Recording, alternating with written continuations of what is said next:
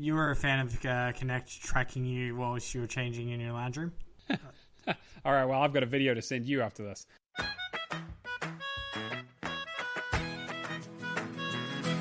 Cameron.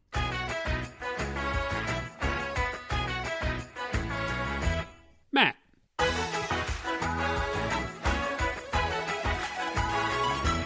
Welcome to the Real Gamerscore podcast. Here's the song of the week. You score high when you come out. I wanna buy. Haven't got any doubt I stay up. Have it all in the cart. I wanna play.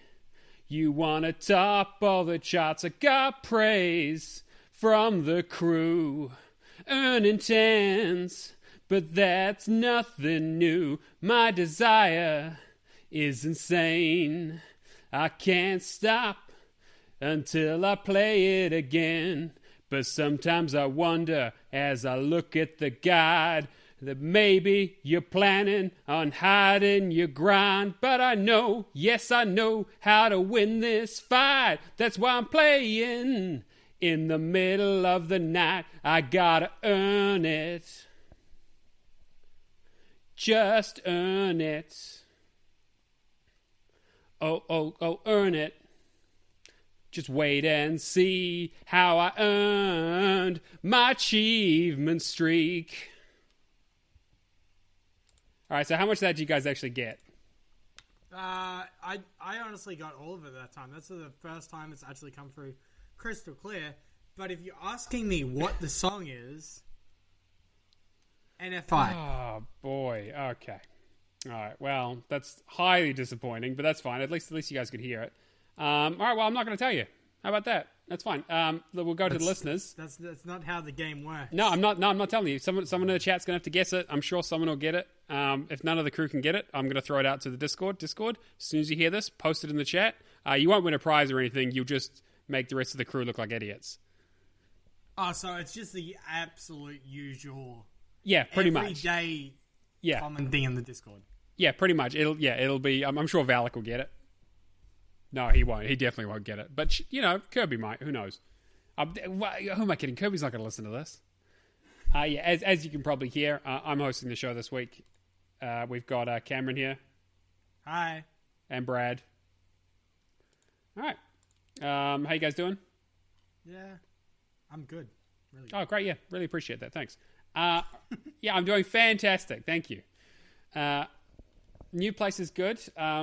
Things are still falling apart though. I tried to use the oven for the first time, and one of the dials, just like the timer dial, I turned it and it was just like spring, and it just flew across the kitchen. So so I had to get I told you, like teething issues. Yeah, and the thing is, the oven's brand new, and then also there's an inner glass panel for it. It's got like a 2 glass design. So it was taped on, so we took the tape off. But it turns out the previous owners apparently took the clips with them, so whenever you open it, it just smacks against it. So I had to order a couple of clips as well. Thankfully, I found out about those things at the same time, so I could order all in one bunch. Okay. I'm just going to ask you one question now. Yes. Have you changed the batteries in the smoke alarm? I have not, but the actual security alarm has been chirping at us every time it detects me moving, which definitely means it needs new batteries. It's classic, so either someone's going to intrude into the house and steal all my stuff, or I'm going to get carbon monoxide poisoning. Something will happen. Yeah. I was going to say, honestly, the first thing you got to do when you're moving in any place is just change the batteries. Yeah, no, absolutely. So I'll definitely get on that at some stage. Probably too late. If you want to hear more about my house buying adventures, you can join us on the Discord, discord.io/realgamerscore. We talk about this, and that's pretty much it, actually. Really, it's basically like a live journal, except it's just with more commentary from the cheap seats. We learn through the adventures of tapping or holding X. Sunset Overdrive, there seems to be some so I'm going to say some controversy going on. I wouldn't say some... what, the controversy that I say it's the best game of the Xbox One generation, or the controversy that Aptos is just terrible at the game? Look, I wasn't going to name names, but we have certain members of our community who are potentially less skilled than others. I think there's been some gauntlets thrown down and some challenges. This just calling out that particular community member, just for the moment, just because I love Aptos so much.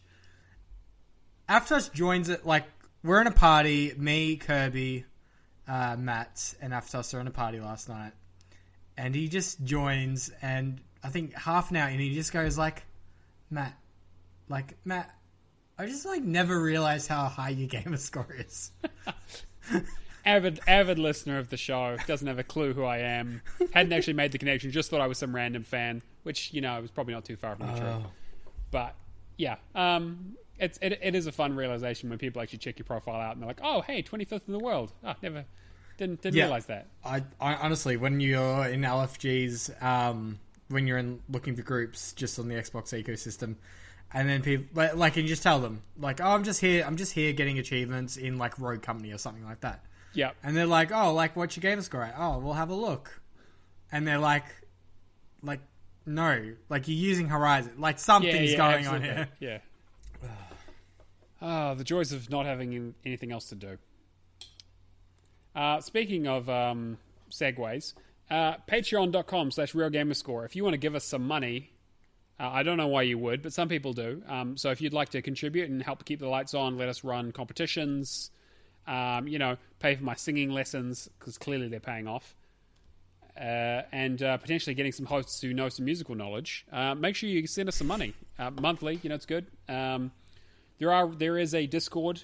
We also post the ridiculously bad backgrounds that we use each week in the in the Patreon Discord, so you don't want to miss out on that, and occasionally outtakes. So, no, you clearly got one. I've got the safety background at the moment of all the safety signage. Matt's got a. I mean, you want to say? I would say it's a stealth tactical action shot. I think. Yeah. There's some potential for some Solid Snake. Okay. Yep. And Brad, of course, has the midlife crisis apartment in the background. Yeah, no, it's really authentic. Actually, it's I don't even know where you found that shot. That's a good one. That's the casting couch, right? Okay, no. Anyone who doesn't know what that is, don't Google it, or do whatever. I'm a podcaster. I'm not your boss. Speaking of contests, we also have the random to-do list. So if you don't know what the random to-do list is, it's a list of 25 achievements from your game collection on True Achievements. Basically, you get 25 achievements each month, and you have to earn. Well, you got to try and earn as many of them as you can if you want. It's kind of a way to incentivize people to sort of work on their backlogs and actually think about, hey, I haven't played this game in a while. Maybe I'll go back to it. Why did I stop playing it? Usually, you find out why you stopped playing it pretty quickly, but at least it tricks your brain into thinking, oh yeah, that's a good idea. And to also further incentivize it, we also have our competition. Yes. So you need to unlock one achievement in your random to-do list that you are provided, and answer a trivia question of another game with the word keep in the title. That's only keep, no keepers, keeping, keep-ish, keep away, none of that. Only keep. Let's get on to the news, because we've got quite a bit of it. So the DC Fandom event happened. There was a lot of DC news dropping. I know that Cameron is a huge fan of DC. You would be clearly mistaken. I. What are you talking about? I like that Crowman guy. Okay. And Extraordinary Man. Oh no. Wonder Bread Woman. There was a few announcements. They got Black Adam is going to be one of the new characters played by The Rock. They've got a new Batman movie, pretty cool, with Robert Pattinson, which actually looks pretty good. And then there's also some video game announcements. So we finally saw what Rocksteady have been working on for the last 100 years. Suicide Squad, Kill the Justice League. So, obviously, there weren't a lot of details. The one detail that surprised me a little bit was that it's coming out in 2022. So we're still quite a bit away from it. A good 2 years at least. Year and a half. Again, we'll see. The game's still very far out, but apparently it is the spiritual successor to to the Arkham series. So, like, it is set in the same universe, in the same continuity, but it looks like it's going to be quite a different game. It's going to have 4-player co-op. So they've got Deadshot. Was it Shark King? I don't know. I was just going to say Shark Man. Yeah, Shark. No idea. Yeah, Shark King. I think King Shark. Again, that's not a huge DC person myself. So yeah, Deadshot, Shark King, Captain Boomerang, who's obviously the best, and who was the other one? Oh, and Harlequin, obviously. Yeah, I'm like, I don't know if you're being serious there or not. Oh, I'm not like, I don't really like the Suicide Squad idea all that much. I mean, I think that having a 4-player game. I'm more sold on this from the aspect of Kill the Justice League. Sure, I definitely that'll be interesting. I hope they do really interesting, like Batman-esque ways of taking them down. What's not to say that they decide they're going to do a DLC character or something. I imagine it wouldn't be. Yeah. That is true. Yeah, and it would make sense. But like, I'm not sold on them to see some gameplay. But I do like for somebody who is a bit more of a Marvel fanboy. I do like the idea of a Kill the Justice League. Brings me back to thinking about Deadpool kills the Marvel Universe. Yeah. Although apparently it is going to be like, if you're playing single player, apparently you can switch between the characters. Okay. And I'm assuming it's going to be an open world. So, maybe this is a combination of, it's like Trine meets Batman meets GTA, I guess. I don't know. Yeah. Be interesting to see gameplay. But it's, so it'll obviously be next gen, but I'll be very interested to see what it looks like. And like, it'll be in development for a long time, right? Because when was Arkham Knight was 2015, so by the time this comes out, it'll be 7 years in the making. That's I'm really hoping that they get some good stuff out, because I don't know. I mean, Rocksteady, they have a good pedigree and they should be fine. But I don't know if I'll play it, but we'll see. Again, 2 years is a long time to wait. Also, another fandom announcement was we finally found out what WB Montreal have been working on, which they've been teasing for the last year or so, and then went silent about. So they teased the new Batman game. The Batman game is Gotham Knights, and apparently Batman's dead. Spoilers. You got the 4 players. So you have Red Hood, you've got Nightwing, Robin, so Tim Drake Robin, and Batgirl. But apparently it doesn't take place in the same continuity as the Rocksteady games. So apparently it's its own thing. It looks interesting, although there is a bit of worry that it's going to be a games as a service sort of model, although we're not quite sure yet. Apparently it does have 2-player co-op, but it's like drop in, drop out. Each of the characters have their own different abilities. I don't know if I think they showed off a Mr. Freeze level that they did. Enemies have health bars, so it's not quite the same sort of Arkham system that we're used to. And it seems a bit like flashier, like you can do a lot more special abilities and attack with weapons and things like that. So we'll see. And the only thing that kind of made me give pause when I was watching the gameplay demo was apparently, and they pointed this out, that say if it ends with a boss fight with Mr. Freeze. If you go at like level 5, it'll be a different fight from if you're like level 15, not just in terms of like stats, but also in terms of like what attacks he uses and things like that. So the game sort of levels up with you, which I'm really not much of a fan of, because it kind of puts you on the progression treadmill where you never actually get ahead. You just kind of feel like you're always the same. You're just kind of slogging through the same sort of enemies, and the game doesn't get easier or harder. It just kind of just continues, which, it's usually okay if it's done well, but like games like Skyrim and Elder Scrolls run into this kind of problem where they do that, and it just kind of makes it feel like you never get more powerful, or you never, you learn new abilities, but so do the enemies. So it just kind of feels like kind of pointless. Again, I won't know till I play it.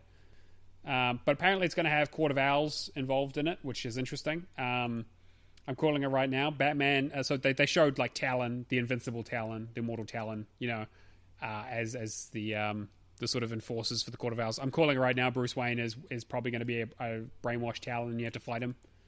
And that's my prediction. We'll come back in a year and see if I'm right.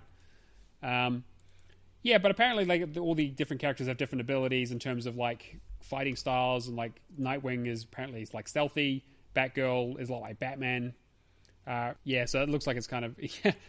yeah, it says in the article here. Meanwhile, Red Hood appears to have the most dangerous superpower, commonly known as having guns. So, yeah, accurate.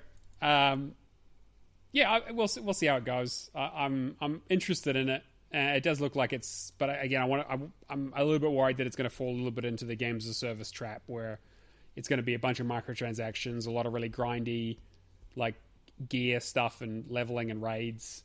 Not that there's anything particularly wrong with that, but there are so many of them right now that I think it's kind of a hard ask. I'm a little bit hesitant to bring this up, but I will. It has been reported in multiple places, and apparently the leak or the guy who reported on this has had some insight in the past in terms of NXL and some of the other Microsoft stuff in the past. Anyway, with that massive grain of salt. I was going to say with the granary, with the Dead Sea, with the yes, as salty as possible. Oh. But I just, this is a rumor. It is 100% unconfirmed, but it has been getting a lot of traction. So we would be remiss if we didn't talk about it. But apparently, Halo Infinite dev is considering dropping the Xbox One version of the game and only doing a Series X version, and potentially delaying the game into 2022 to be outside of that window where Phil Spencer said that the games for the first year and a half or so would be on both consoles. Microsoft have basically come out and said they don't comment on rumors or speculation, which is basically a no comment, which you could take either way. That is kind of their stance, but they are usually pretty proactive when it comes to nipping this kind of stuff in the bud, but not every time. So I wouldn't say that that's confirmation or anything along those lines, but it is a little bit interesting they didn't just come out and say absolutely not. But hey, but apparently, they're having some real problems with with it running on the Xbox One S. Apparently, it is nowhere near its 1080p targeted resolution. And apparently he's running it like lower than 900p and is having serious area loading issues. And apparently they're even worse than what we saw in the gameplay reveal, which people weren't happy about to begin with. Now, the other week we saw that they'd already delayed it back to 2021, so it won't be a series launch title. But yeah, it would be pretty messy if it did go back to 2022. What are you guys thinking? I think it would be absolutely crazy to be knocked back to 2022. Especially considering this was, like, fair enough if it's knocked back to, say, Q1, Q2, at very most 2021. But past that's just... Yeah, but to be fair, I think they would have said financial year 2020 if it was going to be Q1. So yeah. I'm almost certain it's going to be like... It'll probably be like a May release. I think they might release it when things are quiet. First 6 months of the year. Yeah. I think that's fair. Yeah, that's probably fine. So you guys think that a 2022 release date would just be like a massive... Unless the game is like absolutely like painstakingly behind, which there have been some other reports that apparently they've had trouble with outsourcing and a few other bits and pieces along with COVID. There's been a lot of bad news coming out about the Halo Infinite, unfortunately. I feel like if it was the case, though, we would have heard of it earlier. Then, like, it kind of... I don't know how I've read everything in the last day. It kind of just seems like... And this might just be an impression I've got. All right, from what they showed back last month, it didn't do that well in terms of showing off the gameplay. A lot of people were amiss of how they felt about it.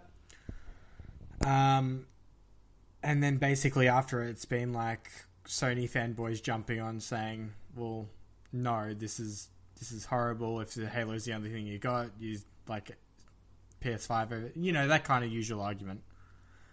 It just seems like a very one-sided argument. We're going to put everything negative out. And it just seems too coincidental to have everything just hit at once.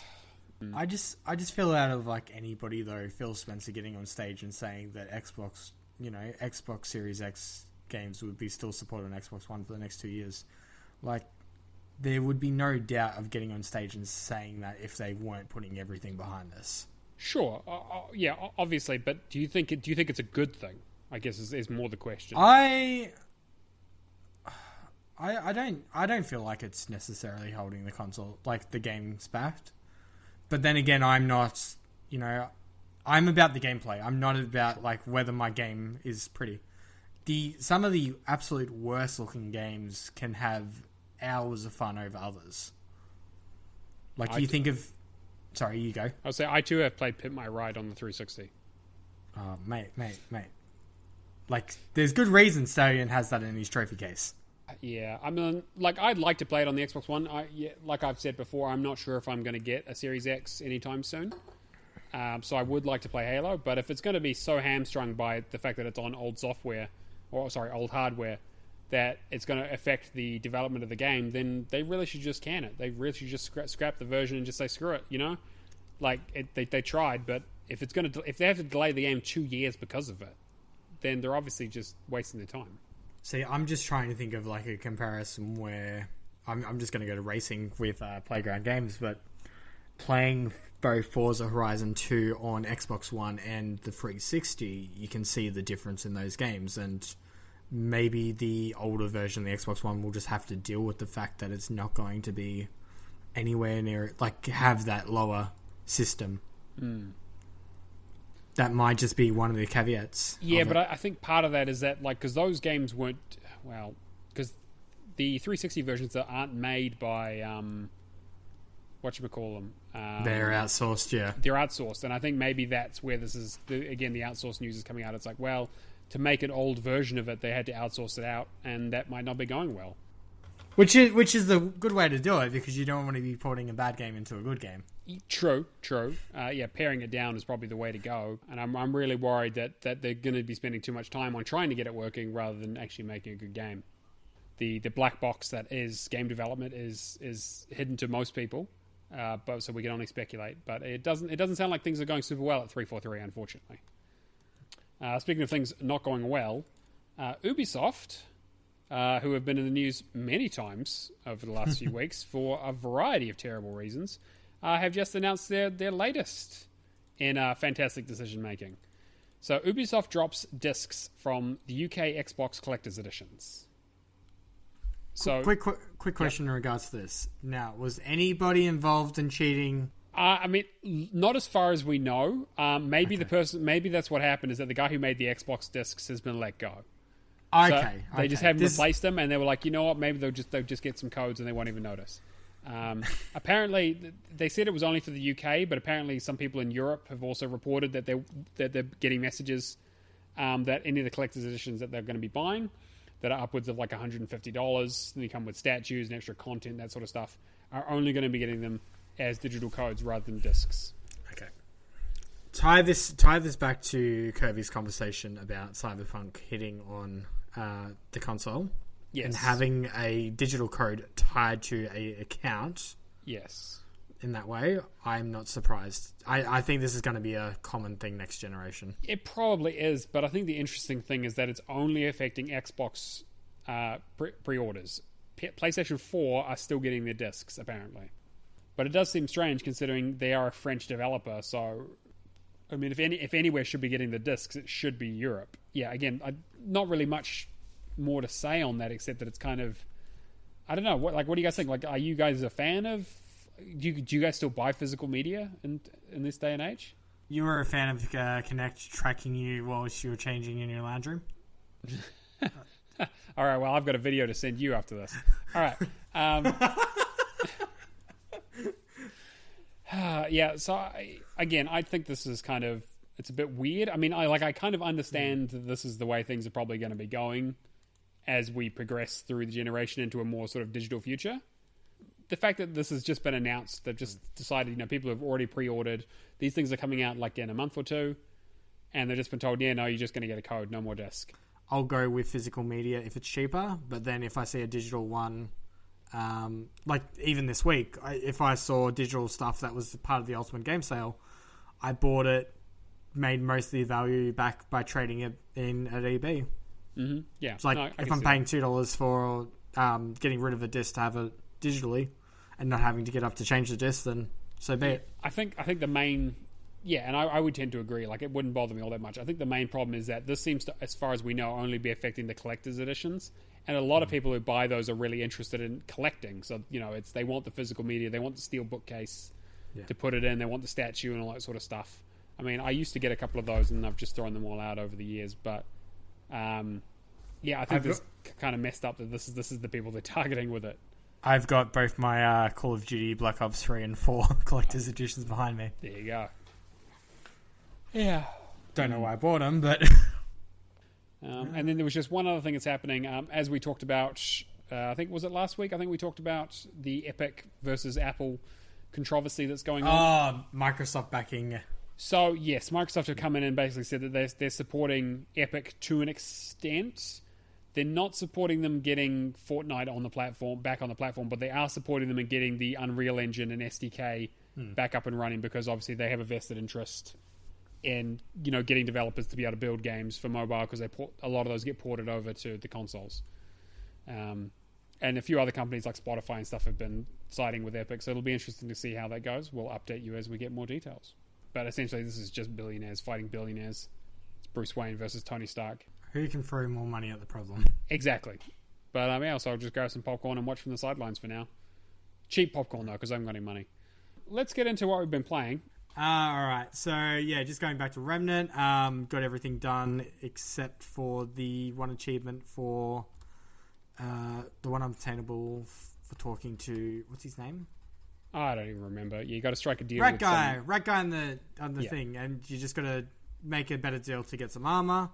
Unfortunately, it is unobtainable, but I have set it up so once it is fixed and people can confirm it is fixed, I will be done and uninstalling the game after I've helped Matt get all the armor skins.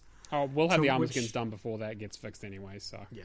I've got like 3 more armor skins to go, which I only need 40 for the achievement, but whilst I'm helping Matt use the glowing fragment trick, may as well get it for myself. The only issue I had with the DLC, which I'm surprised Matt did not talk about yet, is the fact that the last boss is a frame rate nightmare. Yeah. It's fun playing in 10 frames a second. Yeah, I was like, am I connected online here? Like, is there some lag spikes going on or something? But like, it was some of the worst frame rate hits I've ever seen in a game. And it's only that part of the game. Like, everything else, every other bit of the DLC in survival, adventure, whatever, is flawless, except for that one bit. And I still haven't figured out why. Yeah. So, I don't know if it was just overlooked when they were making it, but, that was a real letdown, especially seeing that the rest of the DLC is so good. And for like $13, I think it's $15 usually, but they're doing the 10% off Game Pass kind of thing. It was a really good DLC, and then it had the opportunity to be a really good boss fight as well. But Matt taught me a way to how to cheese it after dying multiple times. Just stand to the left, hide in a corner, and just shoot him. Half the attacks miss you, so just shoot him in the face. Which doesn't appear to be the case at first, but once I actually tried it out, it was really well. There's also a gun called the machine pistol. Yep. That once maxed to 20 is an absolute dream to me.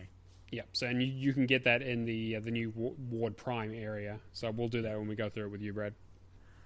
Creature in the Well. I still suck. I don't like. I really enjoy the game, but I've just hit a brick wall. So I need to really put some emphasis on this this week, just to get it done. Yeah, we've been giving Cameron lots of get good, helpful advice as he's been complaining about this game over the last week. Yeah, I'm sure he really appreciates it. I'll get it done, but it's just not having fun with it. Don't Starve did the 10-minute or 10-15 minute bit. Yep. Didn't realize at the very end that you had to hold space so it could do it 1,000 times. There's like 720 times or something. Yeah. Oh, 725. Yeah. So I was just like, why'd that not pop? Realized, came back to it after 5 minutes. Like, all right, cool. That worked. Strange Brigade, we already touched on that. Matt has horrible internet. Yeah, I need to have a look at how I change difficulty settings. Yep. But hopefully that stuff's saving. Dark Souls Plus did a really quick run through. Hitman 2. Matt killed everybody in the multiplayer achievements for me, whilst I lagged horribly. Yep. I was going to say there's some great sniping going on, mostly on my part. But no, you got one of them between. I got one out of the 45 enemies that we killed. Yeah. Yeah. Like honestly, I'm not just blaming it on lag, but it was all the lag. Yeah, I definitely had the host advantage for sure. I honestly haven't been playing that much this week. I've just been dibbing, dabbing, and everything. And pretty much main one. Yep. Matt just dabbed on screen for all of you. I had to unfortunately tell you. City Skylines did a little bit more. Did you figure out your I figured out my bridges. Bridge monstrosity. I figured out my bridges, but now my next issue is mass transit. That's everyone's big issue. Just like I think no city has ever came to a resolution around this. But I'm just like, all right, this goes here. No, it doesn't. This isn't working. Yeah, our mass transit just had an outbreak of COVID on it that they just reported on. So that's yep. Lovely. So I think I might be staying off the buses for a little bit. 2,710. Yeah, not bad.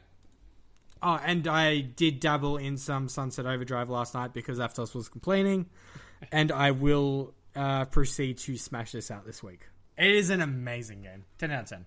I might go back and play that, actually. It's been sitting in my to-do list for a while. Okay. I'm just going to put it out now before Matt talks about his games of the week, but if you are to jump on any version and you can choose between platforms, go with the PC, because the difficult bit about Sunset is the multiplayer achievements, and they're not included in the PC list. So I haven't played much this week. Played a bit more Devious Dungeon 2. This is the Ratalaika game that's taken me the longest. I'm just slowly trudging through it. It is the longest, isn't it? It definitely is. It's like 6 to 8 hours. Yeah. Sort of side-scrolling roguelite. You can just get enemies in certain areas that just really make it a real pain. Like you just get wrecked. I'm on like the 4th out of 5 areas, I think. So we'll see. I mean, I'll probably get it done. Like I've just been kind of putting a little bit of time into it every now and then when I don't have anything else to play. Also working on some Remnant, so ran through the DLC, had a really good time with it. The sort of snow area was quite good, and some of the bosses were fun. One of the bosses I thought was the Assassin. He was real super easy. If you have any decently leveled weapons, you just wreck him. Easiest in the game. Yeah, I would say probably the easiest boss, yeah. There was this guy that's riding on a warg, who is like, it's like Augustine and Smaug in Smo? Sorry, Smo. Yeah, sorry, Silent H, yeah. If you fight him in Dark Souls, the thing is like when you kill one of them, he absorbs the power of the other one. So there's a little bit of that, which is kind of cool. The boss fight's not too difficult, but it does give you like one of the coolest weapons in the game, which is a chain blade that works kind of like Ivy's whip in Soul Calibur, where your normal attack is just attacking with a sword, but if you charge it up, you do like an overhead spin that attacks everything around you. I gotta say, much to your dismay, I just keep on using this sword recklessly as much as possible and keep dying. It's just fun. But yeah, so we're also grinding up the glowing fragments for that, so I've got to pick up another 2 pieces of equipment, so I've just been running trying to get fetid pools and the labyrinth, which each give you 25 fragments. I think I need maybe 2 pieces of equipment left, so another 2 or 3 runs should do it. Yeah, I like Remnant quite a bit. I'm quite happy with the DLC. Again, those frame rate stuff with the final boss is a 2-stage boss. The first stage is a little bit laggy. Or it has a little bit of frame drops, but the second stage has huge ones with most of its attacks. So if you use that exploit on the left side of the map, it does help out quite a bit. Even just loading into that area beforehand, like Ward Prime itself near the choppy. end, It's choppy. Does give you a cool weapon though. I hate the fact. Like the only thing I didn't like about the DLC is the fact that when you get to the second stage of the boss, it forces you to use that weapon. Yes, it does. Yes, you can't. That's the only problem I have. I was going to say also, I don't think you came across the shield boss. No, I didn't. Because that is the absolute worst boss I've ever faced. Basically, you never stop running. Oh, perfect. Well, we'll see if I ever encounter him. Probably not. But I got one big Yeti guy who was smashing holes in the ice that I kept falling through and dying. Lovely. But yeah, so like again, it's more random content. Again, I'll say the same thing I always say about Remnant: is it is a really good game that is hampered by its own design of randomness. The fact that it's so RNG, I think, really hurts it when it could really be a well-tailored, like created world like Dark Souls was, where things map together like in a way that makes sense. and that you have, a set number of bosses in different areas, etc., etc. I mean, you can have branching paths or whatever to have different bosses, but I just feel like the fact that they kind of did this roguelite thing of randomizing the items that you get, the missions that you get, and the maps that you end up on, kind of hurts it more than it helps it. The only thing they needed to do was add in an update where once you've played through a certain path one time, have that choice to play the other. Yeah, so I know when they brought out the courses update, they made it more likely to see stuff that you haven't seen before. So that they improved the seed to essentially make it more likely to show new stuff. But which is good for when you don't want to get the same thing over and over again, but very bad for what I'm trying to do when I'm trying to get the same area because it has the item I need. Like I said, just do survival, you'll be right. Yeah, no, I'm not going to do that. Survival's awful. Also played some Hitman, so we did the sniper missions, which I had good fun with. I decided to just go through and try and do as much of that sniper map the Himmelstein one that we did at the wedding. I've got one challenge left to do on it, and it's for killing 7 enemies in a 20-second period without setting off an alert. It is and the problem is it happens you have a 15-minute timer for the level. It happens at 4 minutes left, so you need to wait 11 minutes every time you screw it up. And the sniper missions don't have save states, so if you mess it up, you got to restart it. So it's a bit of a pain. So I've 1 or 2 challenges there that I have to do, and then I got to get 1 million points on the level. There's 2 other sniper missions that I've kind of dabbled with, but I'm not a huge fan of. I kind of like the idea, but I feel like it's a little bit too restrictive. You have to be a little bit too pixel perfect to get it all through. But I also did. Now that I own the full base game for Hitman 2, I've started doing the Miami level. Had some good fun with that. Sabotaging cars. There's an android where I made shoot its owner. And then there was a great achievement called Pink Army, where you dress up as a flamingo, go knock out another flamingo, drag him up to where the shooting range is with the android, and then show the android a picture of the flamingo, and it shoots the original one. And then once that flamingo dies, you get the achievement, and then every other person in the map is now wearing a flamingo outfit, which is great. It's fantastic. You just there were 2 dead bodies next to me because I'd shoot them to get into the room, and I look over to the left, and suddenly they're just in flamingo mascot outfits. And so every person in the level, it's just a sea of flamingos. So can you unlock that outfit for yourself? Oh, you can definitely get. Yeah, you have to be wearing that outfit to do the achievement. So everyone's wearing them, including you. It's great. So I'm having a good time with it. It's a little bit hard to go back to the old levels though, because I totally rinsed the first game. I got mastery on all of the levels, and having to go back and essentially repeat myself again is a bit difficult. I mean, I quite like the Hokkaido level. The only level I don't really like is the Marrakesh level. So I did just go back to the Paris level and push someone out a window and poison someone, shoot someone in the head. All that, drop chandeliers, dropped an entire lighting rig on someone, walked down to a catwalk, had a good time. So the game's still fantastic and hilarious. Just the side dialogue is some of the funniest, really understated comedy that games do these days. And I'm looking forward to the third one for sure. And then the last thing was Assassin's Creed Chronicles China. I finally went back and did my second playthrough. Had a good time with that. Good game. I would say it's probably the best of the 3, even though it is arguably the most difficult. But once you kind of get the rhythm down to it, and you the walkthrough foot is fantastic. The TA walkthrough is great. And then once you finish the game, you can just run through it with all the abilities unlocked. So you get all the fast climbing and fast sneaking and all that sort of thing, and you can just murk guys in 5 seconds because you don't need to get a perfect stealth rating. So I just went through just cutting throats, and got through that in an hour or 2 when I got to the end of it. It's only 12 levels long. So that puts me at 2,400 this week. Oh, also part of that was the Don't Starve thing, which I did. So really it's 1,400 if I'm being honest. So not a lot of score this week. I'm still on the cleanup duty. Probably try and finish up Remnant and then maybe some more Hitman, and then we'll see what comes up. But looking at the sale that's come out, there's a few Gamerscore games in there. So we've got Abzu, 70% off for $5.99. Albedo, Eyes from Outer Space, 80% off, $2.79. That game is awful, but it is quite easy. Brothers, A Tale of Two Sons, 80% off, $3.99. A fantastic twin-stick puzzler. I think it was really good. Especially that ending. It's got a lot of heartfelt moments in it, especially for a game that has no dialogue. Candle, The Power of the Flame, 70% off $5.99. Side-scrolling platformer puzzler. Fairy, Legends of Avalon, 80% off $1.49. That's a 360 game that's backwards compatible. It's a relatively short turn-based RPG.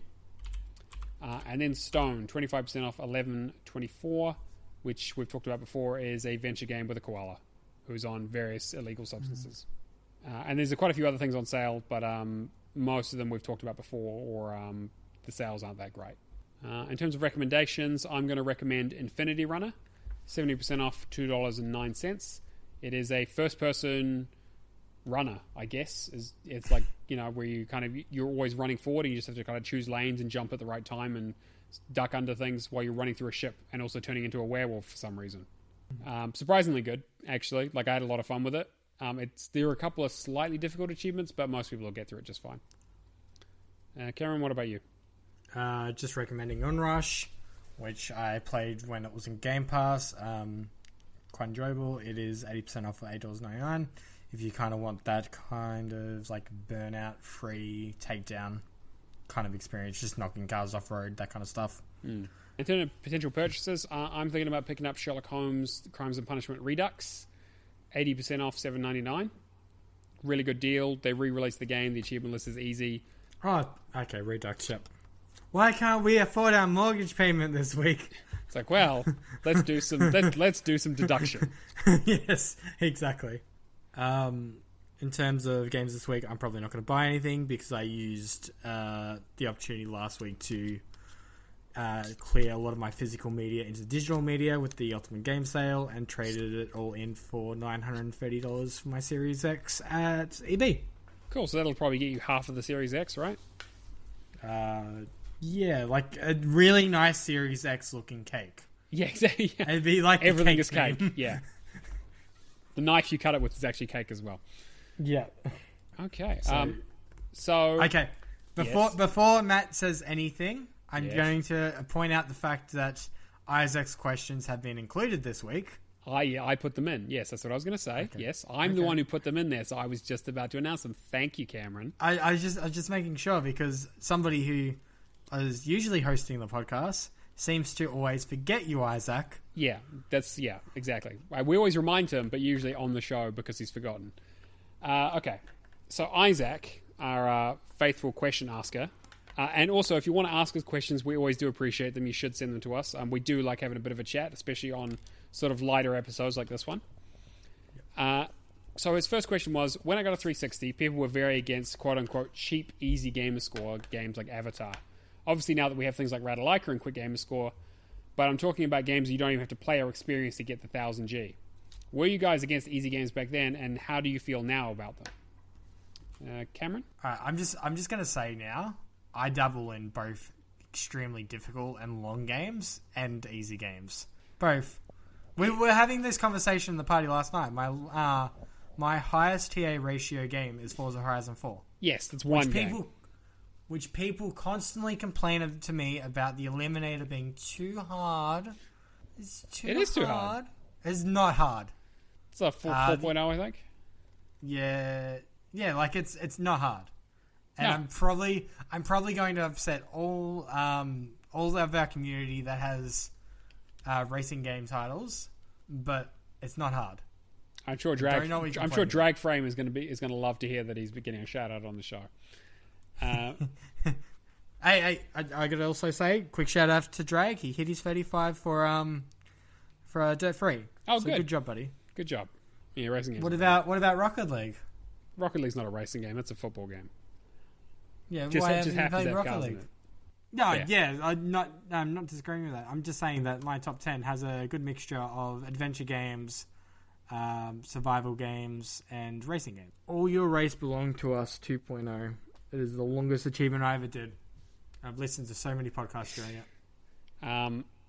So Cameron, how do you feel to answer the question rather than the massive tangent you just went on? How do you feel about Quick and Easy Gamerscore? Like how did you feel about it originally when the 360 was out, and how do you feel about it now?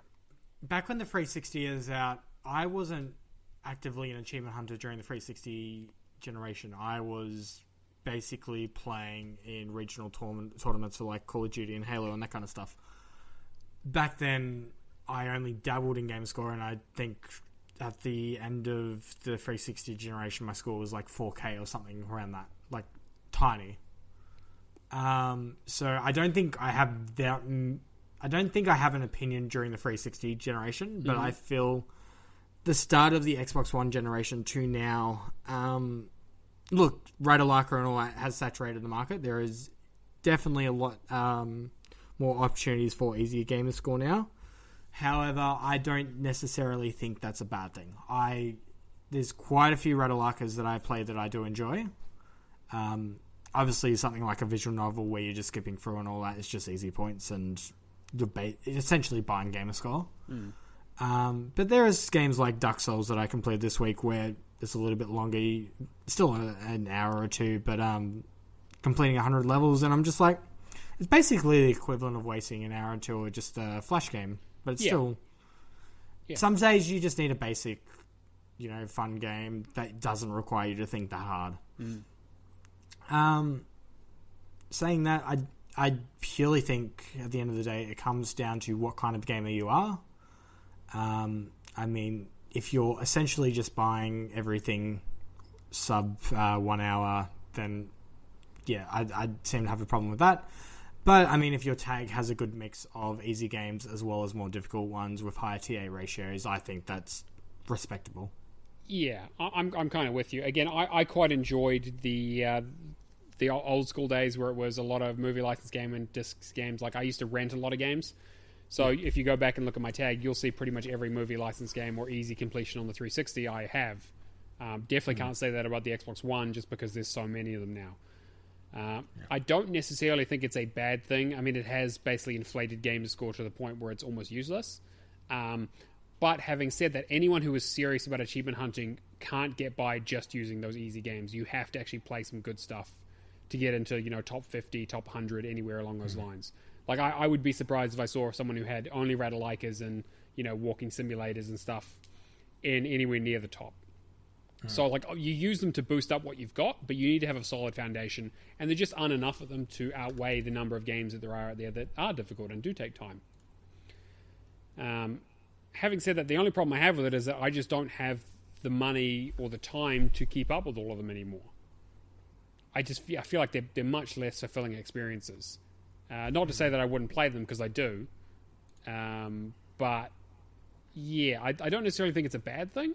But I'll be interested to see how long it goes for, because Radalaika, it doesn't seem to be slowing down. I gotta say, out of Radalaka though, and similar studios, I feel like it is a beneficial thing for a casual gamer at the end of the day as well. Sure. Maybe not so much an achievement hunter, but it's giving you more options of stuff that otherwise feels like stuff you would get off Steam. Yeah, things that you, and yeah, it does. There are a couple of hidden gems and things you normally wouldn't see.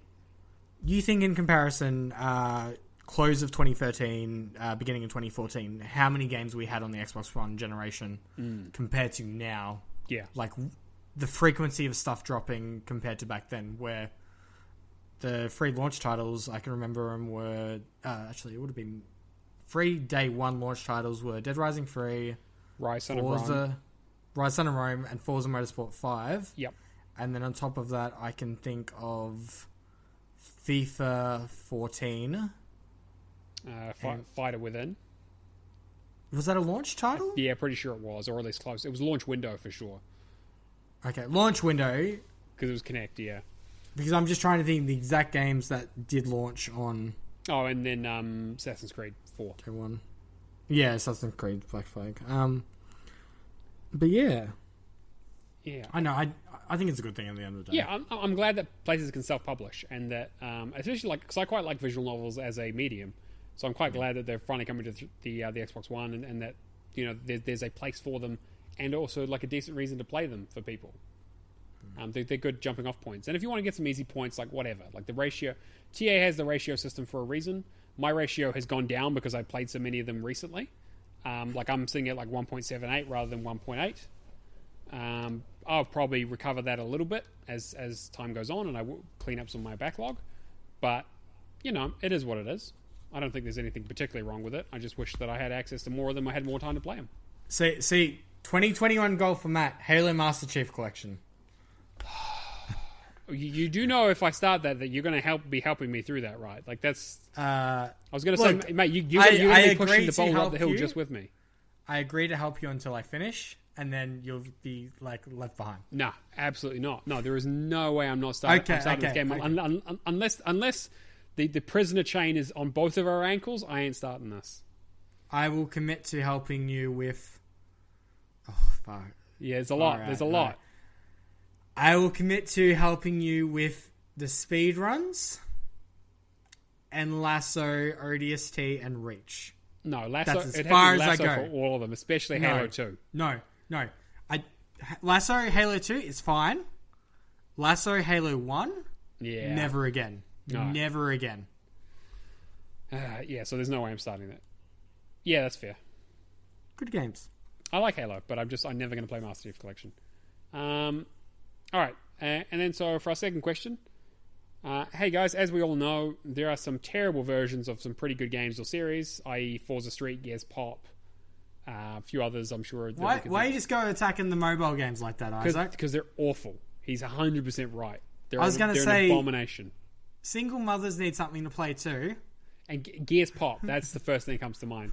You know what the real bummer is? I know that you haven't played it. Gears Pop is actually a really good game. I'm sure it's great. I don't have 6,000 hours and $70,000 to put into it, unfortunately. When you do... Yeah, so as soon as I hit it big... So, do you know of any games that have gone the other way? Where they have a terrible game series that somehow has a decent game come out? Maybe as an expansion, standalone, or whatever. Are we just saying this for mobile games, though? Or are we just saying for everything. Spin-offs of... So any sort of series that like is usually bad but had a decent, like one decent version of it came out for some reason. I'm trying to think of something off the top of my head. I can only think of like really good spin-offs from games that are really good in their own regard. Like I think of Reach and ODST as some of my favorite Halo experiences. Agreed. Yeah, ODST is amazing and Reach is good as well. I'm honestly trying to think of a bad series though. That's because I don't really see most games as bad. Like if I don't enjoy it, then I just don't play it. I was going to say Dead Island, but then I couldn't think of a good version of it that came out for it. They were all bad, all four of them. The version that I didn't play. Yeah, they're all bad. Oh no! Actually, Dying Light is a really good version of Dead Island. Yeah, you know what? Sure. You know what? We'll go with that. That is accurate. It's made by Techland. It runs on the same engine, basically the same game, except with parkour. Sure. Yep. And I honestly actually makes you feel like zombified kids in Dying Light messed me up a little bit. Yeah, because they're really fast and they'll get you. No, that's not what I meant. What's a game? What's a terrible series that has a good game in it? That's a really hard question. I could be controversial and say Metal Gear, because 3 is basically the only good one. No, 5's pretty good too, but 5 just suffers from that feeling for me that it's just too much game. Yeah, not enough Metal Gear. I'm trying to think of things that I played. Like I don't play a lot of series. Gears. Yeah, what do you got? Kung Fu Panda 2 coming to Connect. No, not at all. No Kung Fu Panda. All of those games are bad. What do you mean they're bad? They had that Smash Brothers spin-off or whatever version that they did that was like a 100-hour grind. I can only think of bad versions like spin-offs. Like I'm thinking of what Age of Empires delisted one now. Ah, yeah. Making it into a mobile game. Yep. Compared to the yeah, free. It's not a great one. Yeah, like bring back Age of Mythology. Like most series that are like the thing is in terms of series, like series are usually have multiple entries for a reason, and that usually is because they're decent, even if they're not great. So I think it's hard to say like, oh, there was like a bad series that came up with a good game.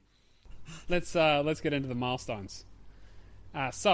Achievements 1, Mad Rockatansky has reached 5,000.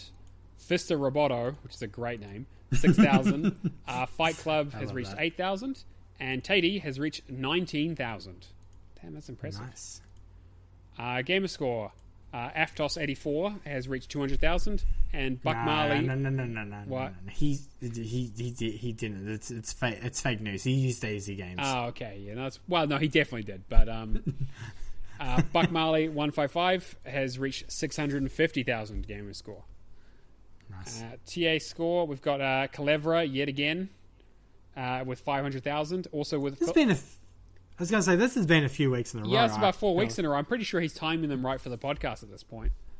Philip Wendell, Clever, if you're listening, we'll give you a shout out. Come on, send us a message, see how you're doing. We also want to see what your method is.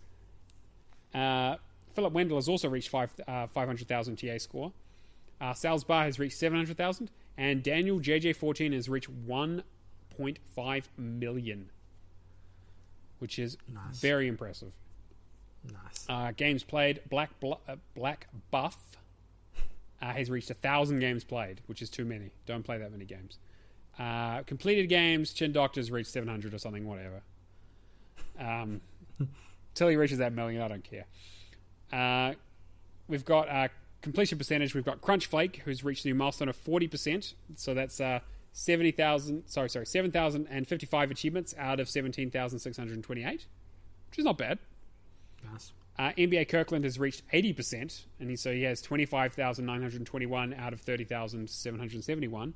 And Professor Pluto has reached apparently proper 95% with 14,808 out of 15,586. Nice.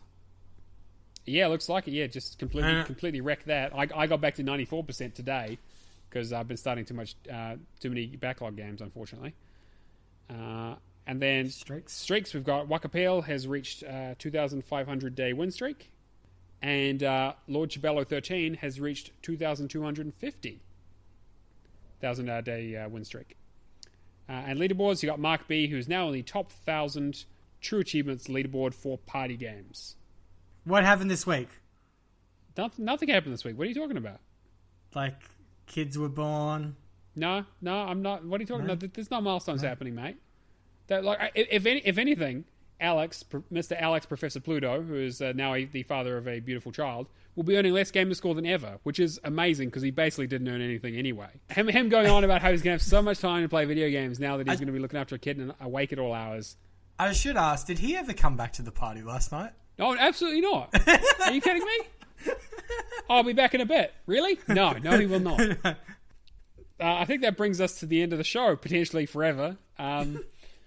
If you want to get a hold of us, you can contact us at hello@realgamerscore.com. You can email at us there, send us some questions. Isaac does every couple of weeks, and we usually read them out.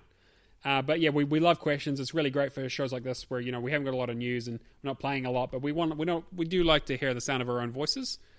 And obviously you do too, because you've listened to 105 episodes of this crap. Twitter, at RealGamerscore. Cameron's on there with some great memes.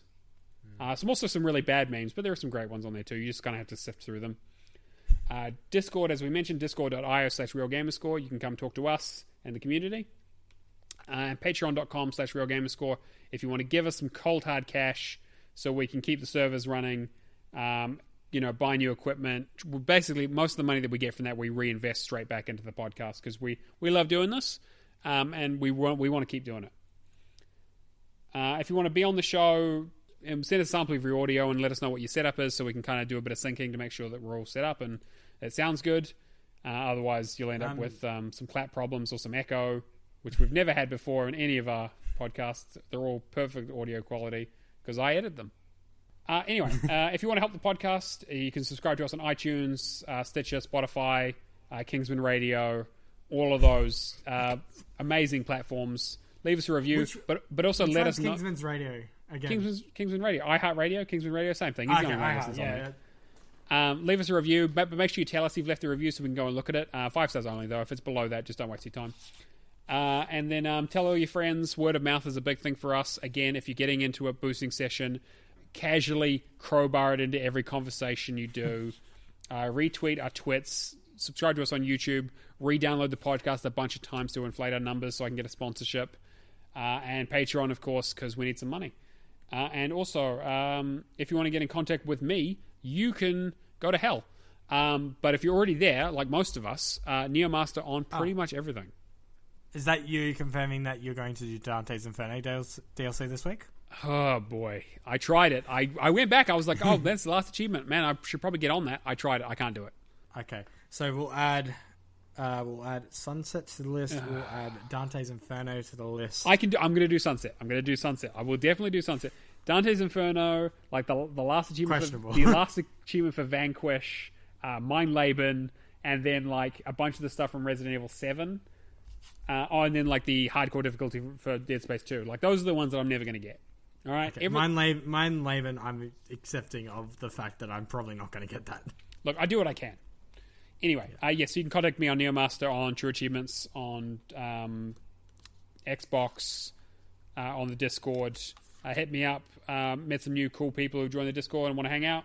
I'm always down to play some video games as long as I need to work on them. No, I'm just kidding. I'm always down to play stuff that I have, especially if you need help. Because while I'm not very good at video games, I have played a lot of them. Cameron, where can people find you?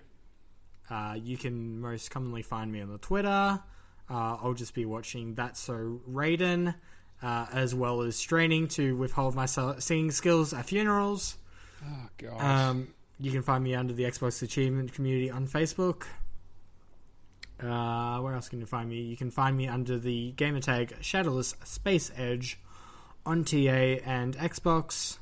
And you can just find me casually singing in any of your boosting sessions. Yeah. Also, yeah, we really should come up with a new word for the Shadowless word challenge. We'll do that next week. Thanks, Jay Black, for ruining that within 5 seconds. And he didn't even see the clue. He just were like, hey, we were joking that it was kind of like Kirby, and he guessed Conquer immediately. Who does that? The amount of salt that Kirby had. He spit the dummy in the most amazing way. He was so like I've never seen him like that. Anyway, Brad, where can people find you if you want to be found? So in an alleyway behind a dumpster on a sketchy street on the bad side of town, covered in COVID. All right, we're done. I'm out. I'm putting the end to this. Thanks, guys.